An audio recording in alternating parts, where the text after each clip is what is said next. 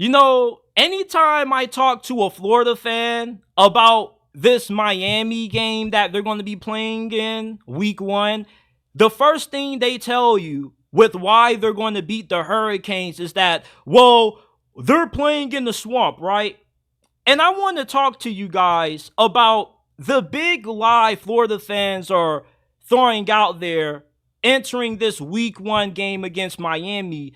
And this whole narrative that they're playing in a swamp and they got home field advantage and that's the main reason why they're going to beat Miami is BS, because Florida under Billy Napier is 4-4 at home against Power 4 opponents. And last year, they lost to Arkansas, who was one of the worst teams in the SEC, by the way, at home. They also lost to LSU at home. Florida in 2024 is not what they used to be back in the glory days of Urban Meyer and Tim Tebow from 2008 to 2009, when they damn near were unstoppable and impossible to beat at home. In the year 2024 now, it's not hard to beat Florida in the swamp.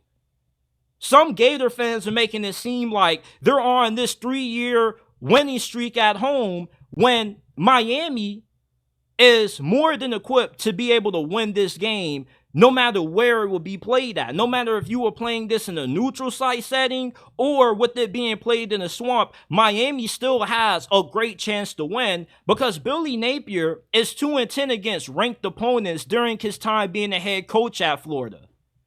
Mario Cristobal is being heavily disrespected in terms of him being compared to Billy Napier when there really is no comparison. Mario Cristobal has accomplished way more throughout his coaching career up to this point than what Billy Napier has. Mario Cristobal is no stranger to winning big road games.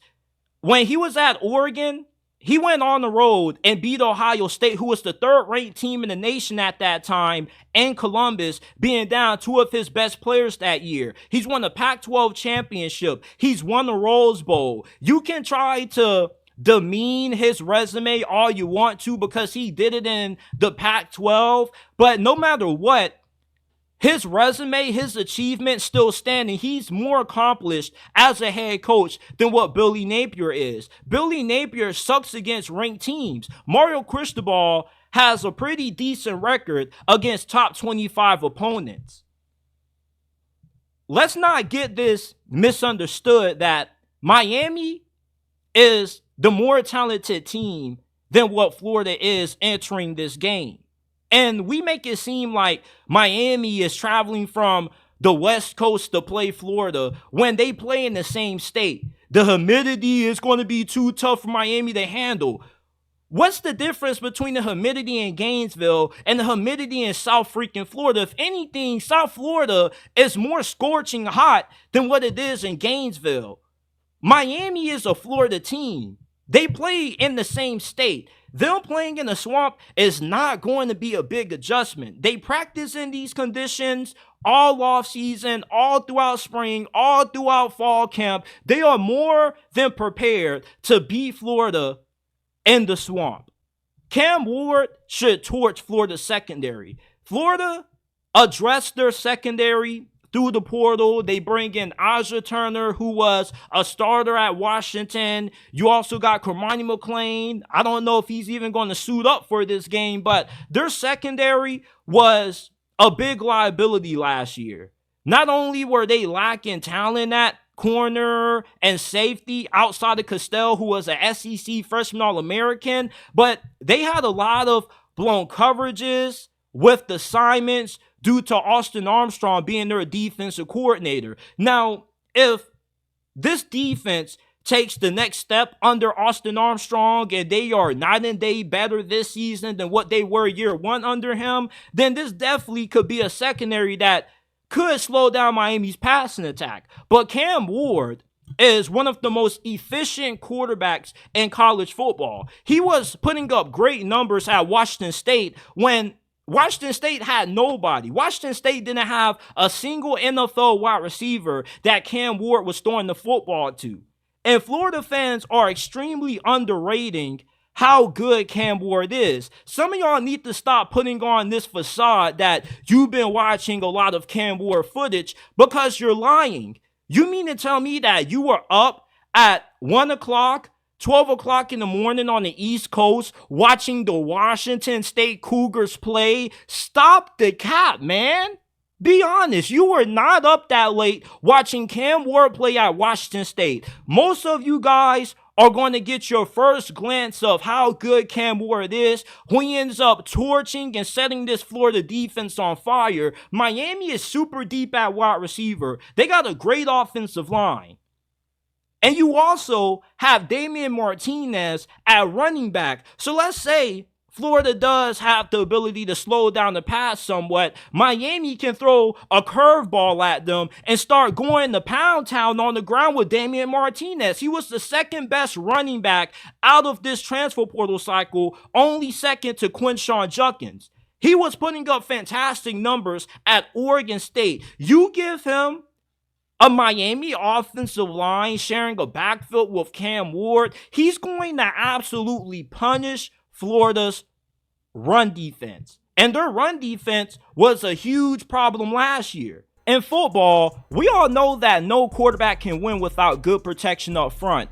It's also important that you protect yourself from data brokers who sell your personal information online to scammers, spammers, and anybody else who may want to target you. That's why you should use Aura, today's sponsor of this episode. Aura shows which data brokers are passing away your information on the internet and automatically submits opt-out requests on your behalf. Go to aura.com/JTSports in description or pin comment down below to get a 14-day free trial and protect your personal information from being exposed online. Cleaning up your information online not only helps reduce the amount of spam you receive, but it also protects you from hackers who could use this info to help gain access into your social media accounts, bank accounts, or other sensitive information. Go to our sponsor, aura.com/JTSports in the description or pin comment down below to gain access to your 14-day free trial and protect yourself from hackers looking to gain access into your sensitive information online. Now, they did bring in some good players from the portal who should help improve that, like Joyce Slackman, who was the Ivy League Player of the Year at Penn. You have an improved group of linebackers, but you don't know if all of that is actually going to come to fruition in this game, because we don't know if Austin Armstrong is a good defensive coordinator. And Florida has struggled to find good defensive coordinators for the last couple of years. I mean, we don't want to bring up Todd Grantham. I know Florida fans hate when you hear that name, but there are more questions about Florida in this game than there are Miami. The only question that most people seem to have about Miami is, well, can Mario Cristobal be trusted to get the win? We got to stop defining Mario Cristobal off the Georgia Tech fiasco. We know that it was an awful decision not to kneel the ball at the end of that game. We understand that. You don't have to keep screaming at us about that. But if you're going to hold Mario Cristobal in the light that he's just this bad coach because of that Georgia Tech loss, then what is Billy Napier? Because if Mario Cristobal is bad, then Billy Napier is absolute garbage. Because Billy Napier, being the head coach at Florida, you don't expect them to ever lose to Vanderbilt, no matter how much they are derived of talent. You should always beat Vanderbilt. You should always be able to beat the bottom feeders that you play in the SEC, especially at home. But you lost to Arkansas last year at home. You got concerns about Austin Armstrong as your defensive coordinator. You got concerns on your offensive line. You got concerns in the secondary. You haven't recruited better than Miami under Billy Napier. Every year, Mario Cristobal has been in South Beach. Miami has had a top 10 recruiting class. Florida has yet to bring in a top 10 class under Napier. Miami has utilized the portal better than Florida. If you go position by position, comparing Miami's team to Florida's roster, Miami clears Florida in every area. The only position where things are a little bit equal is the secondary, because Miami's concerns at that position are just as big as what Florida's concerns are when it comes to their secondary. But I give Miami the benefit of a doubt because they have a better, more proven defensive coordinator going into this game than what Florida has on their sideline with Austin Armstrong.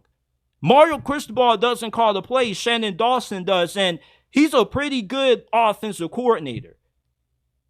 Billy Napier still calls the plays for Florida's offense, and that's the biggest gripe that many Gators fans have about Florida, is that their offense looks too conservative. They struggle to generate explosive plays, and that's due to the lackluster play calling that we've seen out of Billy Napier. We keep talking about the Georgia Tech fiasco when Billy Napier is the same coach who got penalized for having 13 men on the field. When we talk about the coaching advantage in this game, it's not as small as what people are making it out to be. There is a pretty good gap between Mario Cristobal and Billy Napier, because Mario Cristobal is no stranger to being in these kinds of games. He has a better record against top 25 opponents than what Billy Napier has. Billy Napier is 2-10 against ranked opponents. That's awful. And you mean to tell me with a record like that, you can trust Billy Napier to pull off the win? Playing at home in the Swamp, the same place that you lost to Arkansas at last year?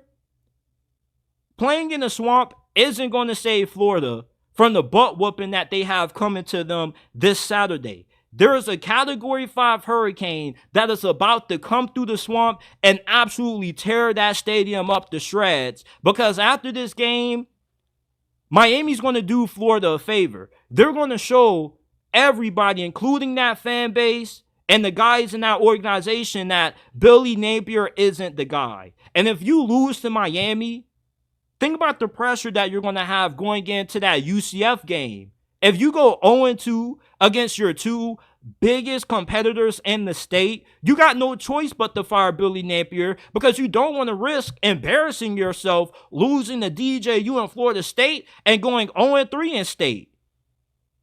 I don't see the Swamp saving Florida against Miami, and the Swamp proving to be this big advantage that Florida has at their disposal to win this game when they haven't done a good job of defending their home turf. They only play good at home when they're going up against jabroni teams that they pay to beat, like McNeese State and all these other random schools. But when you see a Power 4 team come in there, they end up not being as dominant. They are 4-4 at home against Power 4 teams, and Billy Napier, entering his third season at Florida, is 2-10 against ranked squads. Who do you trust more? The coach who went on the road and beat Ohio State in Columbus? The coach that has won a major Power 5 title? Has won a New Year's Six bowl game? Or a head coach that went 5-7? Losing to Arkansas and using the excuse that we don't have enough talent when you play at Florida. When you're coaching at Florida, you should never have a losing season, considering how easy it is to recruit with the location advantage that you have. I got Miami winning this thing. 31-20 is going to be my final score prediction for this game. I don't see how Miami loses to Florida, no matter where they end up playing at. You could be playing this game in the parking lot for all I care, and Miami would still have the better chance to win.